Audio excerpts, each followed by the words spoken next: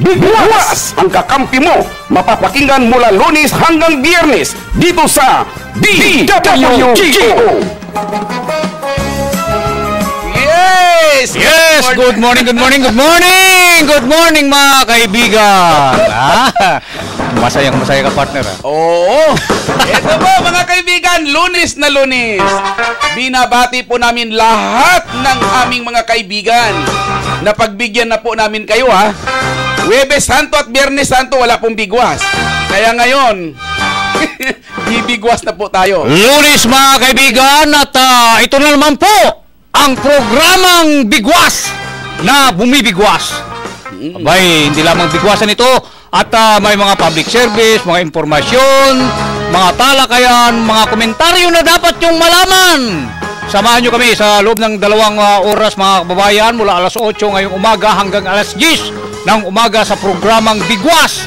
Doon sa mga natutuwa at mga hindi natutuwa sa amin mga kaibigan. Magandang umaga sa inyong lahat. Ako po si Johnny Reblando. At ako naman si Tommy Abili. Kami ang Bigwas!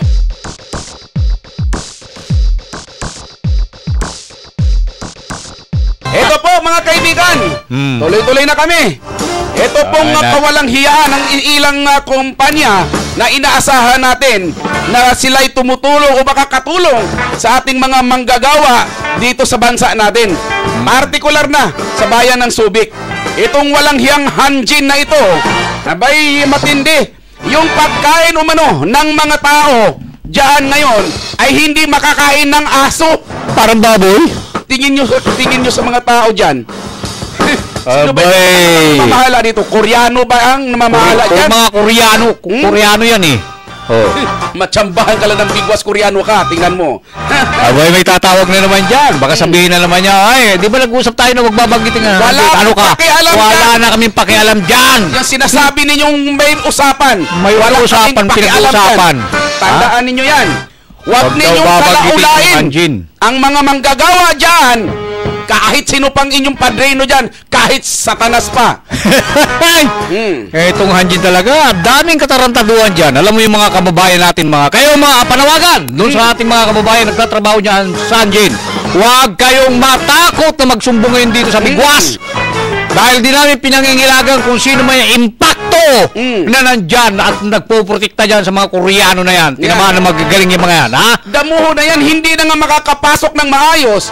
Kung bibisitahan nga lang kahit na sinong opisyal, abay, pinapapasok dyan. Pagkatapos salaulayin ninyo yung mga manggagawa dyan. Abay, napakahirap pa yung pumasok dyan. Kahit na mismo may pulis pa, pat may reklamo. Abay, kumuha ka muna ng clearance.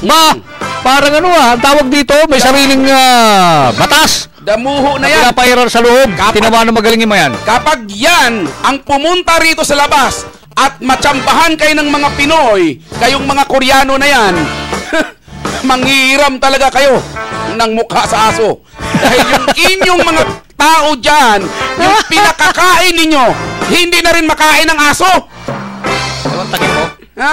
Yung allowance pala ng mga manggagawa yan, kung sino may yung Punso Pilato dyan na mga opisyal na kumukurap sa 800 na allowance para sa mga manggagawa ay hindi ninyo ipinibigay. Malaya kayong magpaliwanag dito sa Bigwas. Sino ba ang mga opisyal dyan? Abay, tatawag na naman yan. Yung isang kontraktor.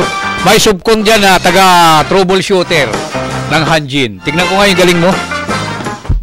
Ay, may nilabas ako minsan dyan. Tumawag sa akin, di ba daw may usapan na kami? Ba? Anong usapan? Hindi ninyo, ha? Hindi ka rin, ano? Nakikisama lang ang programang Bigwas. Ang isaalang-alang namin, yung kalagayan ng aming kapwa Pilipino. Hindi yung aapihin ninyo kami. Mga dayuhan lang kayo rito. Kung sino may nakikinabang sa inyo, yun ang pasagutin mo rito. Totoo ba ito? Na yung 800 na allowance para sa mga manggagawa ay hindi ibinibigay?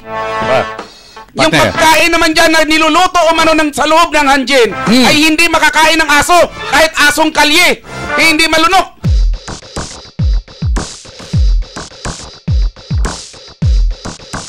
May nag-text pa sa akin, partner. Ano?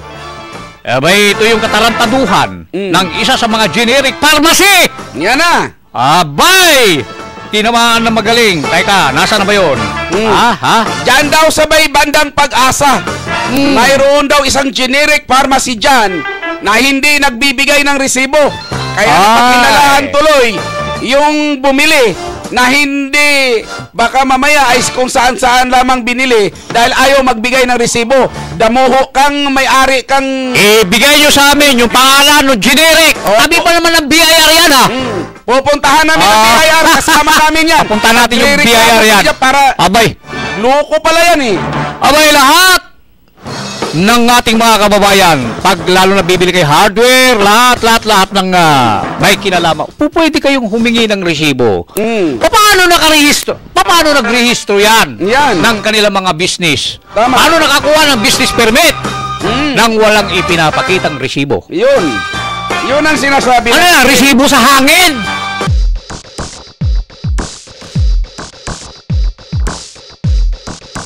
Nasa linya na natin itong si Mr. Anju Ulayog. Ito yung hepe ng rescue team dito sa Olongapo. Para malinawan naman yung itinitext ng ating mga texter dito. Good morning, Anji. Good morning. Good morning, Anji.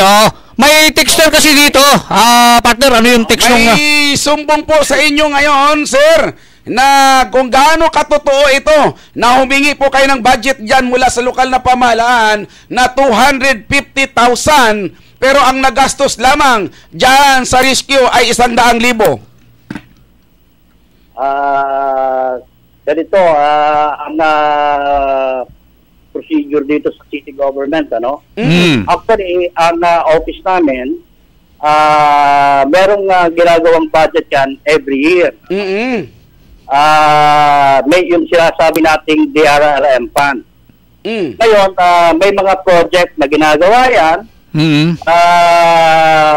Kung ano yung mga ilagay mo doon sa plano at kung magkano yung budget yun ang nirelease yan taon-taon. Ano? Pero yung sinasabi kasing ako ng 250,000, wala akong hinihingi o nire-request na 250,000. No? Magkano po ba talaga ang nilaan na budget para dyan sa inyong tanggapan? Ang DRRM fund, nasa more or less yan, nasa 30 million yan. Ginagamit yan sa iba't ibang mga programa, ano, yung mga proyekto. Kasimbawa, yung sa disilting, kung saan dyan kinukuha. 30 million? Pili ng mga gamit. 30 million, ano, 30 million, sir. Kung iba't ibang mga kung ano yung plano na ginawa ng ng DRRM Council, yun yung sinusunod. Ano, inaaprubahan niya ng City Council. At specify lang po. I-specify natin doon sa inyong tanggapan, magkano po talagang naka-allocate para sa inyo? Saan po? Sa inyong tanggapan, magkano po talagang naka-allocate na pondo para sa inyo? Sa amin po, ang issue DRRM Fund. Yan yung pong ginagamit ng aming opisina, pero yan ay ginagastos yan sa lahat ng programa tungkol sa disaster. Sa disaster, hindi lamang po yan sa rescue. Marami po yan, ano? Yung halimbawa, patulad yung batong babagsak, yan, pinopontahan po namin yan. Pag pinaayos yun, pinopondohan po yan. Yung mga equipments na ginagamit ng rescue, ano? Yung sa mga trainings, diyan po kinukuha yan doon sa DRRM Fund. Ayun. Pero wala po akong alam na meron akong in-request na 250,000 at tapos ang nagastos is 100,000. Hindi po nakukuha yan ng pera. Ano po? Yan ay dumadaan sa proseso sa gobyerno. Kung ano yung proseso sa gobyerno, yun po yan. Ibig sabihin, kung ano yung nagagastos lamang, kung ano yung nagastos mo, yun din po ang babayaran ng treasurer. Ayun. Ganun po yan. At yan po ay dumadaan sa proseso. Meron po tayong accounting procedures na ginagawa dyan. At yan po ay hindi po nakukuha ng cash, ano, kung halimbawa yan ay bumili ka ng equipment, kung sino yung supplier, dun sila ang mga maniningil yan, hindi po kami. Hindi dumadaan sa kamay ko ang pera. Ayun. Wala pong perang dumadaan sa aming tanggapan. Kung mga sa trainings din yan, ay ganoon din po. Kung sino yung nag-cater, sa kanila po dediretso yung kung magkano yung gagastusin doon sa training. Ganun po ang procedure sa city government. Kaya gusto ko lang linawin, unang-una ay wala sa ano ko po ay wala akong ini-request na 250,000. Ano po?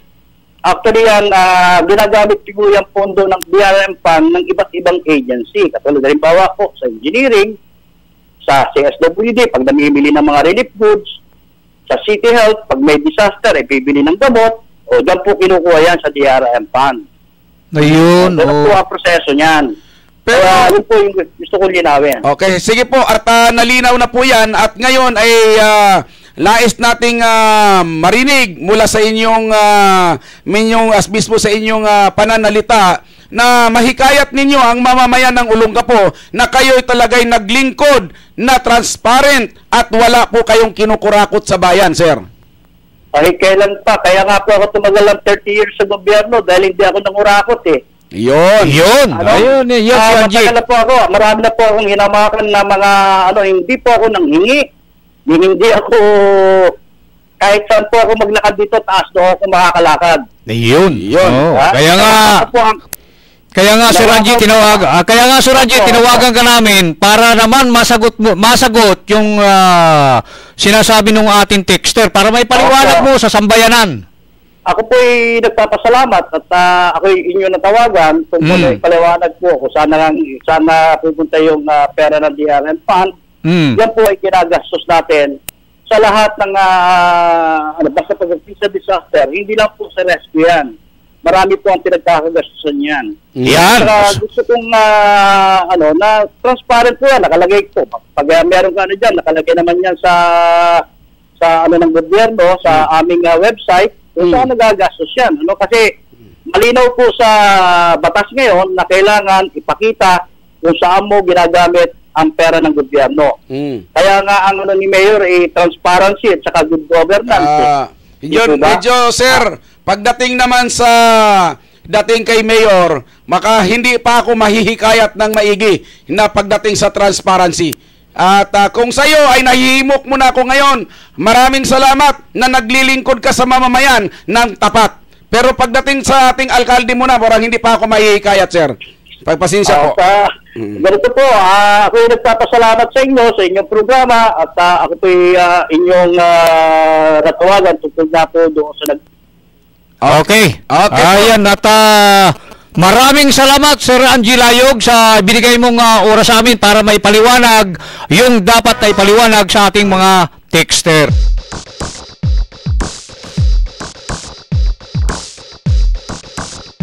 Sa Santa Rita yan, partner. Santa Rita, Ilog. Nakita mo. Madumi. Grabe kababaw na. Ha?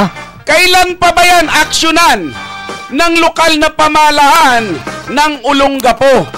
Samantalang kababanggit lamang ni Angie Layog, may 30 milyon na para sa dredging. Huli ka. Sabi mo walang pundo. Yan, ha? Di ba? Hindi nyo ba napapansin kanina na pagkasabi ni Sir na 30 million dyan kinukuha, pati dredging? Di ba?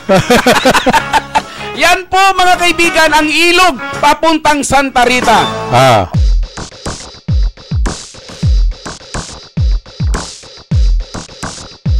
Ako po si Johnny Reblando. At ako naman, si Tommy Abili. Kami ang Bigwas!